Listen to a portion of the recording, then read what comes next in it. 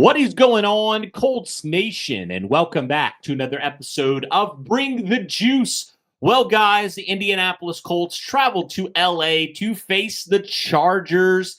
And Colts right now sit atop the AFC, actually the only AFC team remaining, with only one loss on the season. So Colts looking to extend that out another week against a very, very solid opponent they're going to be playing, the LA Chargers, sitting at 4-2 right there atop the AFC as well. So we're going to talk about some keys to the game for the Indianapolis Colts if they hope to come out of LA for the first time in two contests in LA with a victory. This is what the Colts are going to have to do in order to earn that victory. But before we do that, guys, just want to say this episode is presented by FanDuel.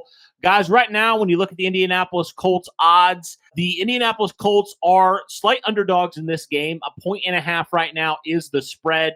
Money line is plus 108 for the Indianapolis Colts as well.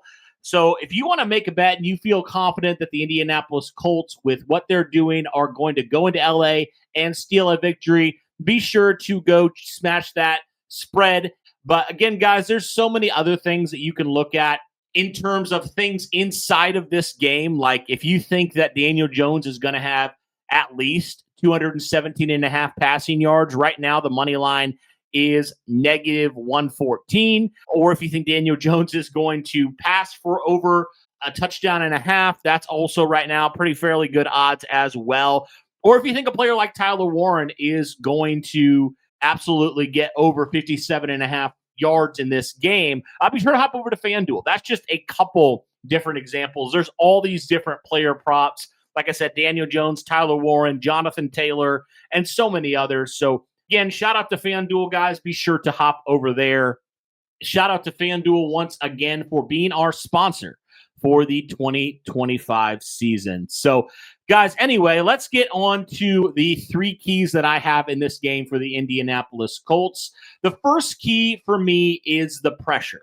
The Indianapolis Colts have been hot and cold this year in terms of not pressures, but more of the sacks, more of the finishing, right? The Indianapolis Colts, they've gotten some sacks, but sometimes they've kind of come at some inopportune times, right? So they haven't always been the most effective sacks in the most effective places and most important times during games. But this is a Chargers team that has definitely been banged up on the offensive line. We talked about it. Our friend from the Guilty as Charged podcast, when we brought him on, just talking about how banged up this Chargers offensive line is. It's very obvious. They're missing Rashawn Slater. Joe Alt's kind of questionable if he's going to play in this game, although he did return to practice. We'll kind of see on that. By this time, we'll probably have an idea on whether or not he's going to play. But it's just been a lot of issues for the Chargers through the first part of this season with their offensive line. There's just been a ton of injuries. And also the Chargers have not really protected Justin Herbert well at all. Right now, the Chargers are a bottom 10 team in terms of sacks allowed right now. They've allowed 18.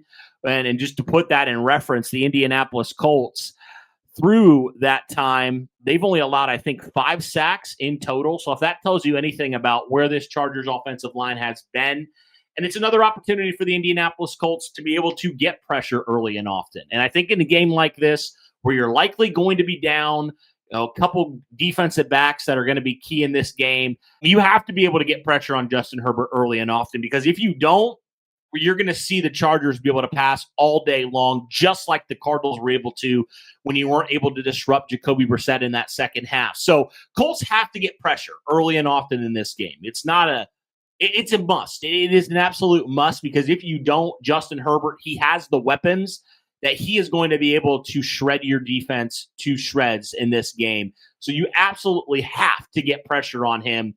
You need pressure, not just pressures, but you need to be able to get to the quarterback, affect his throwing.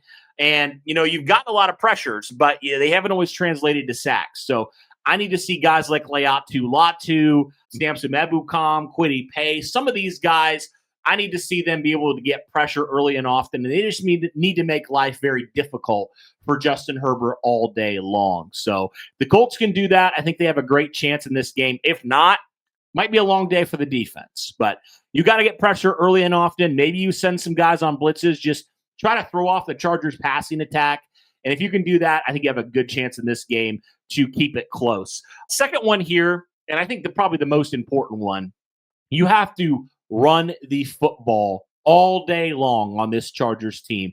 You can't afford to have these quarters where you just go away from Jonathan Taylor. I mean, he's the rushing yards leader in the NFL for a good reason. And also, the Chargers have really struggled so far through the first 7 games of the regular season on stopping the run. They really have. The Chargers right now are 21st in total yards allowed rushing the football and 28th in yards per attempt. So Colts got to really, really give the ball to Jonathan Taylor in this game. I think that's going to be the key to their victory. If they're able to give JT the ball 20 to 25 times, honestly, in this game, I think that they're going to have a ton of success against a really struggling run defense of the LA Chargers. And I think that's going to be a huge key because the Chargers have struggled. The Colts have been the best team in running the football. And if they can continue to do that, man, it's going to open up so many things in the passing game for Daniel Jones and company, who might be down a couple receivers themselves. So you definitely need to establish the run early and often. You know the Chargers know what's coming, but you just have to do what you have been doing all year long, and that's give the ball to 2-8. He's a special player. Let him go be special against a really struggling run defense. And if you can do that, you're going to be just fine in this game. And you're going to be able to control a lot of things like time of possession.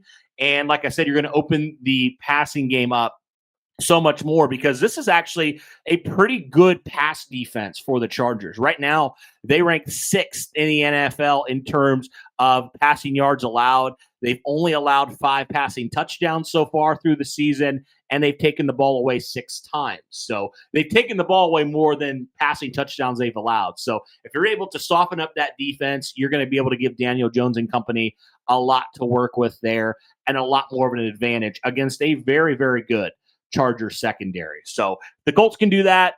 They're going to be great on offense, and they're going to just control a lot of this game.